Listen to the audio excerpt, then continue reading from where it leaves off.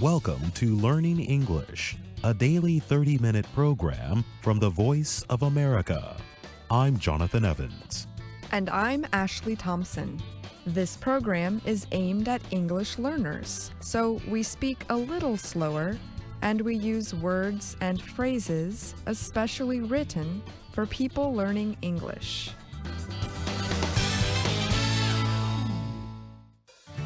Today on the program, you will hear from Susan Shand and Anna Mateo. Later, Kelly Jean Kelly will present America's Presidents. But first, experts say Indonesia is experiencing unexpectedly high rates of children stunting. Studies show that many Indonesian children are stunted in their growth. They fail to grow as large as their parents.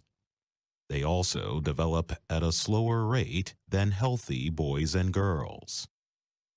A World Bank publication reports that 37% of Indonesia's children were stunted in 2013. That percentage is similar to some poor African countries south of the Sahara Desert. The bank noted that stunting can limit a child's physical and mental abilities and cause lifelong damage. The World Health Organization defines stunting as restricted growth and development that children experience from poor nutrition, repeated infection, and lack of psychosocial stimulation. Now, the Indonesian government is declaring war on childhood stunting. The Health Ministry and other government agencies have worked to fight the problem for years. But the administration of President Jokowi Widodo has made dealing with stunting an issue of national importance. He talked about it in an Independence Day speech last year. Health experts say the first 1,000 days of a child's life are important in preventing stunting. They say children require good nutrition, stimulation and activity, clean water, and timely treatment of conditions like diarrhea and malaria. Stunting affects more than 1 in 3 Indonesian children. That means about 9 million children in Southeast Asia's most populous country are suffering from developmental limitations. The poorest areas have the highest rates of childhood stunting. The eastern province of Nusa Tenggara Timur have a 52% rate, the country's highest. But stunting affects developed areas with some rates among the wealthy as high as 29%. Dr. Brian Sriprahashtuti serves as an advisor to the Indonesian president on the issue of stunting.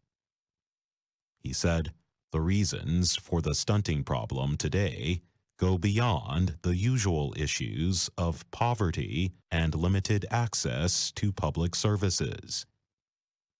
He said that officials believe that behavior is the main problem of this stunting issue. In the World Bank publication, Jokowi called current stunting rates unacceptable. He promised to prevent 2 million children from being stunted by 2021. He said that ending stunting is a main priority for our government. Jim Yong Kim is president of the World Bank Group. He said the Indonesian government is investing in what he said are evidence-based interventions across 100 districts. He added that the government plans to expand the program to all 541 districts by 2021. Sriprahashtuti of the President's office said that the government was accepting a human rights-based approach. He said, for all pregnant women in Indonesia, everywhere, for all children under 2, everywhere, we have to support them. Claudia Rox is a World Bank health specialist. She said Indonesian officials know they have a huge problem and are ready to do something about it. She added, everything is in place for them to do it well. They just have to coordinate better, be persistent, and make sure that these kids get the best start in life they can get.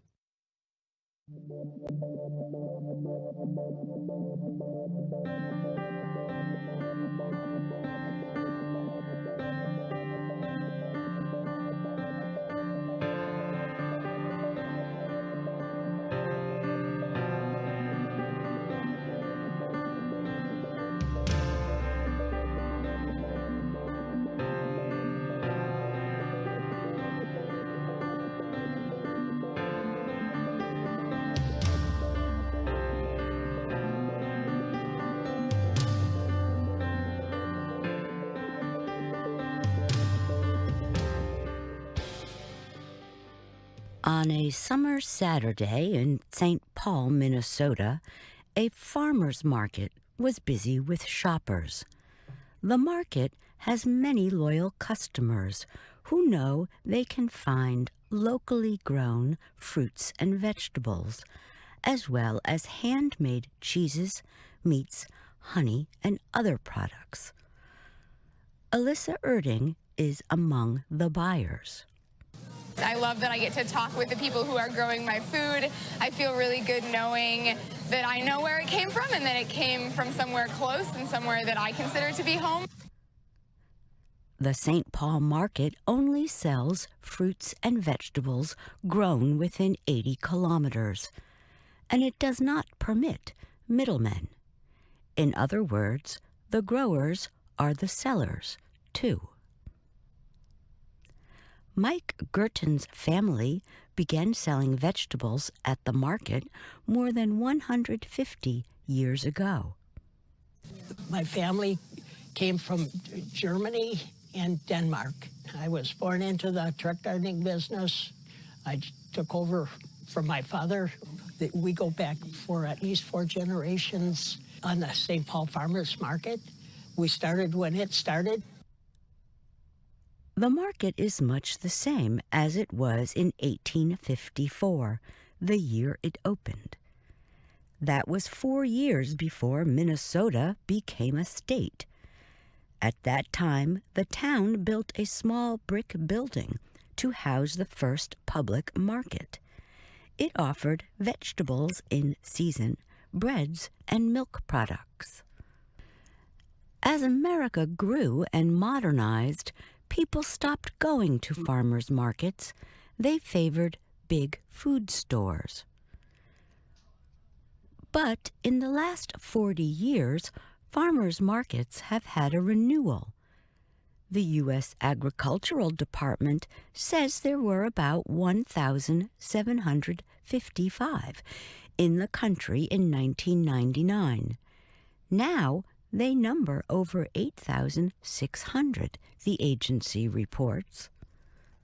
In St. Paul, the arrival of the Hmong refugees in the 1970s and 80s gave the market a second life.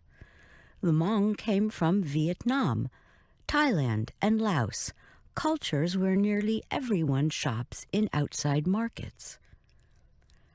Farmer Der Tao was born in a refugee camp in Thailand. Her father is from Laos. We've been at the farmers market for over 30 years, so this is pretty much our second home here. Hmong growers make up 50% of the market's sellers now. The business is really good, said Tiao. Other immigrant farmers have joined the market more recently, like Susan Dahl. I came from Nepal 1997. I sell raw honey. That's what we produce. We have hives. And I love being with the people, and I enjoy being in the market. Feels like a home. Somali seller Ibu Ege joined the market last May. I make some different hot sauces. Some of them are from my country flavors and background. The rest is something that I created for my family. Shopper Ryan Rapaz praises the product. I just bought the Hebo hot sauce from a Somali vendor. In addition to wanting to buy it because it's an absolute excellent hot sauce, we come here to support local farmers and local vendors who's from the immigrant community. The U.S. government has helped with the growth of farmers markets through a financial assistance program. Since 2006, the Farmers Market Promotion Program has worked to increase the purchase of locally grown fruits and vegetables. It also wants to create new market possibilities for American farmers. But money for the program is not included in the 2019 federal budget, which may affect small markets around the country. Jim Golden directs the St. Paul Growers Association, which runs the market. He says there is something magical about the place. It feels like a family here. It feels like a big family with all the growers, and it feels like a big family with all the customers. And you see people over, really, years and years and years and years. I'm Susan Shand.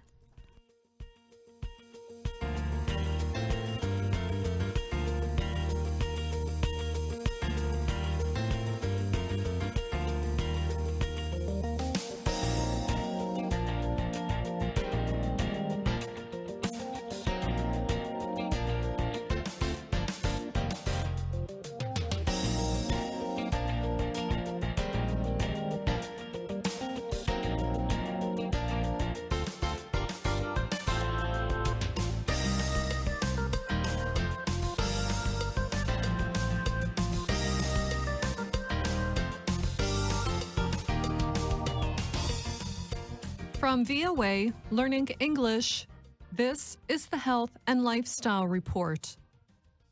Air pollution is a killer.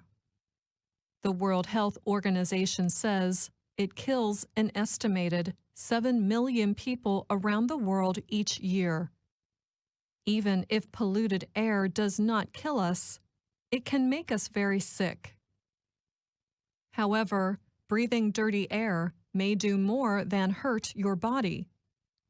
It can also affect your brain and your ability to think. A new study shows that air pollution can cause a huge reduction in our intelligence.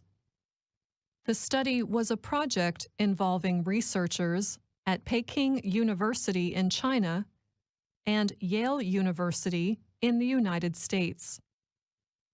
The researchers reported that long-term exposure to air pollution can affect a person's mental abilities in two areas: language and mathematics. The researchers studied about 25,000 people from across China. Between 2010 and 2014, these Chinese men, women, and children were given language and math tests. Then researchers compared the test results with measurements of pollution in the air, namely nitrogen dioxide and sulfur dioxide. Shi Chen of the Yale School of Public Health led the study. He and his team found that breathing polluted air can reduce a person's education level by about 1 year. Chen said that the effect generally is worse for those over 64 years of age, for men, and for those with little or no education. The older persons, they are more affected, and we find quite interestingly, males are more affected than females, and people working outdoors are more affected than people working indoors. He noted that the youngest people in the study were 10 years old, while the oldest was 90. They came from 25 of China's 33 provinces. In his words, this range of ages and locations across the country provided a good representative sample. The researchers noted that the effect of pollution on verbal ability is even more serious as people age, especially among men and the less educated. Shi Chen told VOA that there are two main kinds of tissue in the brain: white matter and gray matter.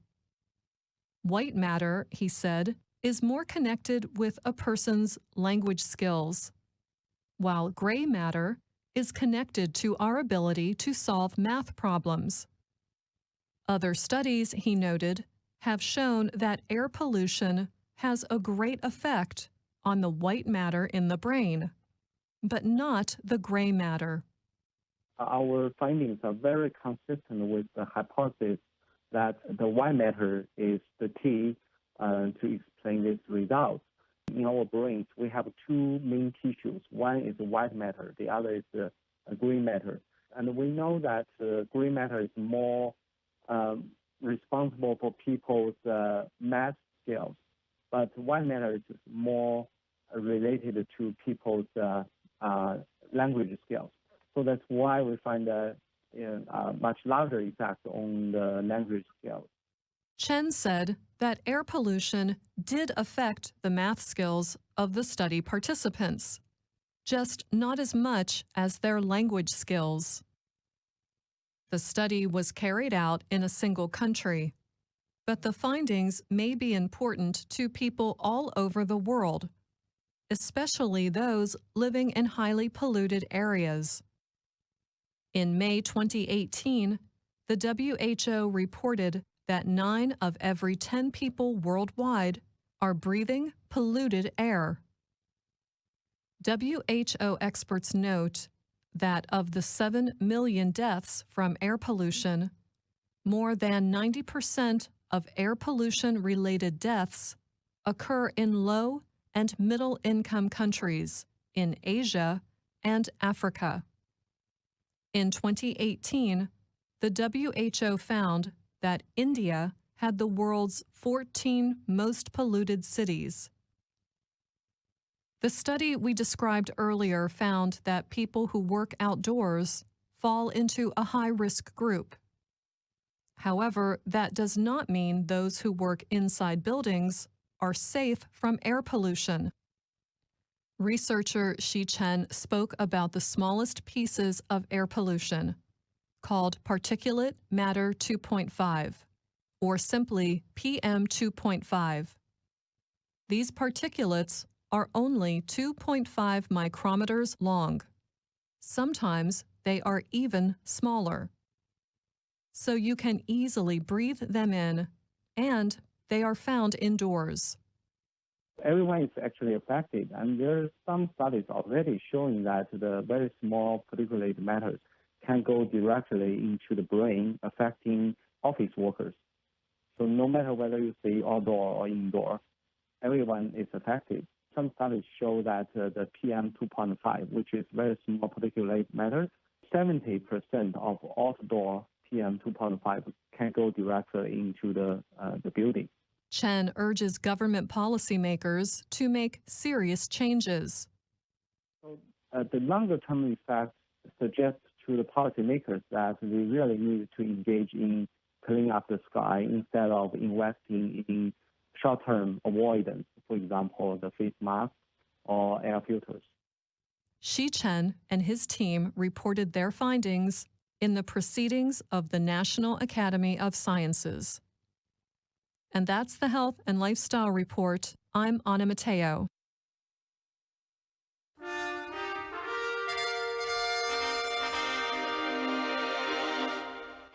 VOA Learning English presents America's Presidents. Today we are talking about James Garfield. He was the 20th President of the United States.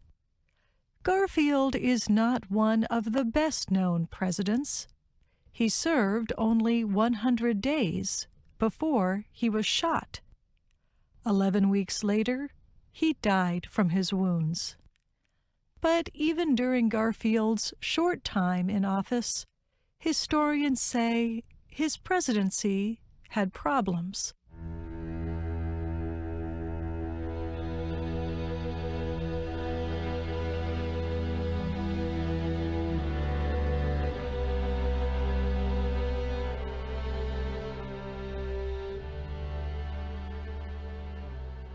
Like the president before him, Rutherford B. Hayes, Garfield was from the state of Ohio.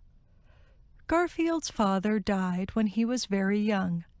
The future president was raised largely by his mother, 2 older sisters, and a brother. Among all the presidents, Garfield probably was the most poor in his early years.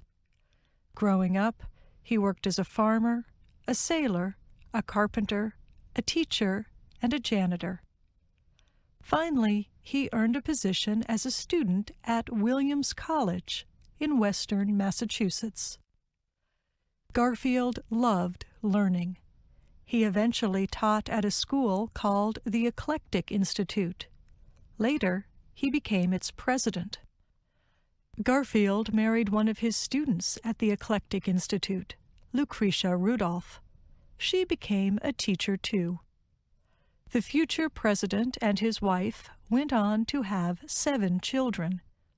4 sons and a daughter survived to adulthood. In time, Garfield moved out of education and into law and politics.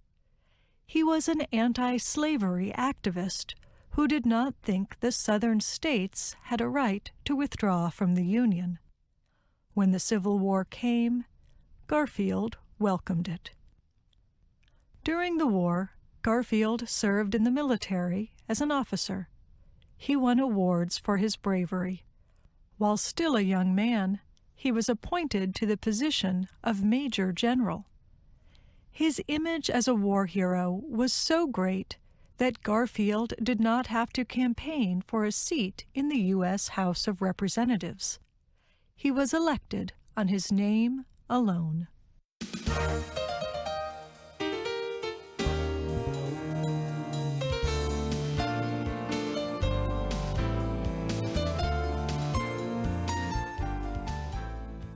Garfield's way of thinking changed while he was in Congress. He began as one of the most extreme radical Republicans. He wanted to punish former Confederate officers severely. But in time, Garfield softened his positions. He learned to compromise with other groups in order to achieve results for his state. But he did not always represent the interests of workers or farmers in Ohio. Garfield supported business interests that wanted to limit the country's money supply. He opposed labor unions and cooperative farm programs, called the Grange. Garfield also became linked to a corruption case. He accepted stock shares in a company that was building a railroad across the country. In exchange, Garfield and other top officials eased government rules so businessmen could earn higher profits for their work. Although Garfield's political career sometimes drew criticism, he continued to rise in government.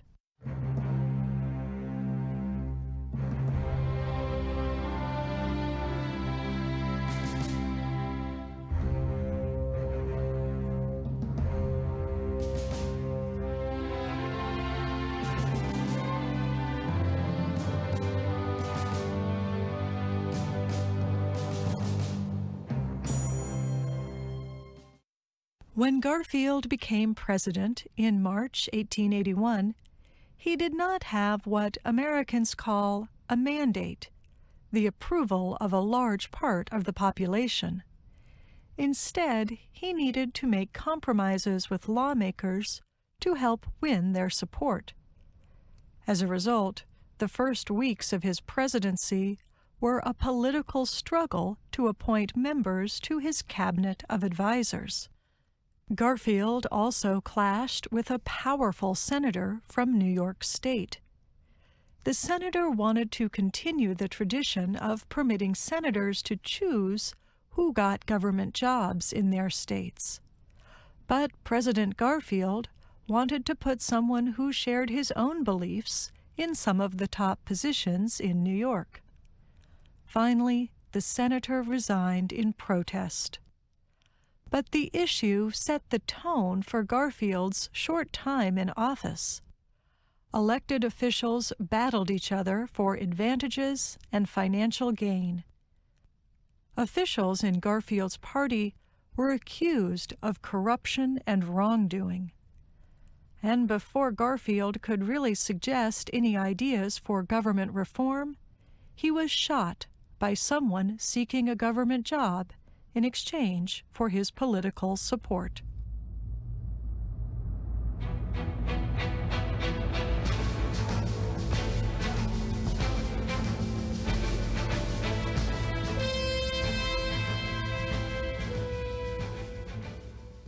On July 2, 1881, fewer than 4 months after he took office, Garfield was leaving for a short trip with 2 of his sons. They were going to take a train to Williams, the college Garfield had attended and loved. The president was supposed to give a speech there. But as he walked through the train station, a man with a gun stepped behind Garfield and shot the president twice. One bullet touched Garfield's arm. The other went into his lower back. Garfield did not die immediately. Instead, he was taken back to the White House, where doctors tried to remove the bullet. One of the men who tried was Alexander Graham Bell, the inventor of the telephone. Bell tried to find the bullet by using a device like a metal detector that he had invented. But the springs on Garfield's bed interfered. Neither Bell nor the doctors were able to remove the bullet, and, some historians say, their efforts may have made the situation worse. Garfield suffered for more than 2 months. At one point, he seemed to be recovering, but on September 19th, he finally died. He was 49 years old. As for the gunman, he was captured shortly after the shooting. His name was Charles Guiteau. Guiteau was a lawyer with little money, but many mental problems. During the election of 1880, he had first supported the candidacy of former President Ulysses S. Grant. When Garfield won the Republican nomination instead, Guiteau supported him. Guiteau did not have an official role in the election campaign, and Garfield did not know him. But over time, Guiteau came to believe that he was responsible for Garfield winning the presidency. As a result, Guiteau thought Garfield owed him a government job. Guiteau wrote the president several letters requesting positions as a diplomat in Europe. When Garfield did not write back, Guiteau grew angry. He believed Garfield was ruining the Republican Party and destroying the country. For weeks, Guiteau followed the president and plotted to kill him. When he succeeded in shooting Garfield, Guiteau believed he had performed a great service. At his trial, a jury decided that Guiteau was sane. In other words, he was not too mentally unbalanced to be responsible for his crime. Almost a year after he shot the president, Guiteau himself was hanged. Thus, the most dramatic event in James Garfield's presidency came to an end. And that's our program for today. Listen again tomorrow to learn English through stories from around the world. I'm Jonathan Evans. And I'm Ashley Thompson.